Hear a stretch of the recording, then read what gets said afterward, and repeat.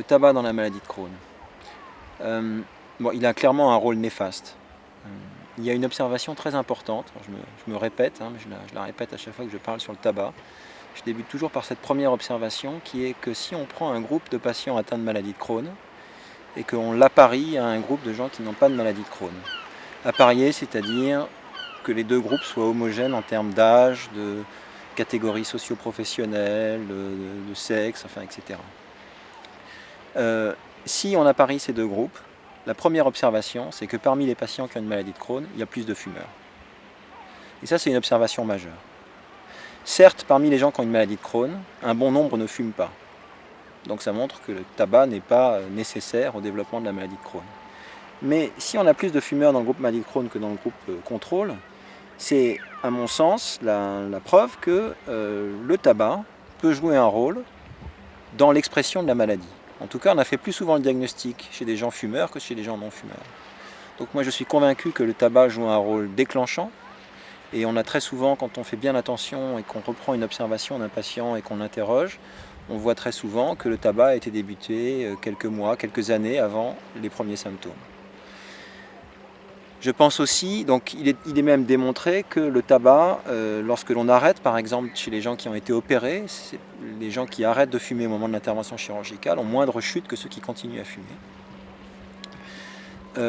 Et puis dans mon expérience clinique, lorsqu'on suit des patients sur le long terme, il y a beaucoup de malades dont la maladie s'éteint. Souvent on ne sait pas très bien, parce qu'il y a plusieurs facteurs environnementaux. La maladie devient tranquille, on ne sait pas pour quelle raison. Parmi les patients qui sont dans cette situation-là, assez souvent on voit des gens qui ont arrêté de fumer. Je crois que si on délivre un message, et je pense aussi, compte tenu, là c'est un peu de l'extrapolation, mais compte tenu des données qu'on a sur les traitements, il est vraisemblable qu'il est préférable d'arrêter tôt, avant que l'inflammation s'installe et qu'elle freine finalement, qu'elle rentre dans un cycle où elle devienne un peu autonome. Mais il est probable que l'arrêt du tabac tôt ait un impact très favorable sur l'histoire naturelle de la maladie. Alors maintenant c'est difficile, parce que quand on a un patient en face de soi, jeune ou moins jeune, arrêter de fumer, c'est pas évident. Alors on ne doit pas non plus rentrer dans la culpabilité, etc. Notre job, c'est d'informer, au moins de donner cette information. Et en fait, il va falloir un petit peu de temps, ça dépend des gens, mais il va falloir un petit peu de temps pour que les gens, finalement, arrêtent de fumer.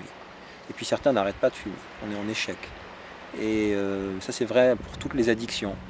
Mais on a des efforts importants à faire. Et je pense qu'en fait, les médecins ne se donnent pas toujours tous les moyens pour obtenir l'arrêt du tabac. Alors il y a des phases, on doit s'adapter un peu au comportement du patient vis-à-vis du tabac. Il y a un discours à avoir en fonction du temps. Il y a des gens qui sont prêts à écouter, il y a des gens qui disent je ne veux même pas en entendre parler, d'autres qui disent oui je m'arrêterai mais un jour, d'autres qui disent oui je vais m'arrêter mais je ne sais pas comment faire, et d'autres qui disent je suis prêt à m'arrêter. En fait chacun est à un stade différent et donc la réponse est différente. Voilà, mais c'est un rôle, c'est un point majeur. Alors maintenant, tu ne parles pas de la rectocolite, mais il y a une observation qui est quand même très surprenante, c'est que le tabac protège contre la rectocolite hémorragique. Donc tant mieux, mais en même temps, il ne faut pas oublier que le tabac tue, et que donc quelqu'un qui a une rectocolite hémorragique et qui fumerait pour contrôler sa maladie, c'est une très mauvaise idée.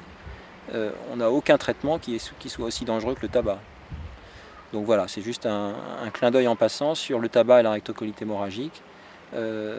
C'est bizarrement un effet protecteur, mais on ne doit pas oublier les effets néfastes du tabac, qui sont vraiment une réalité.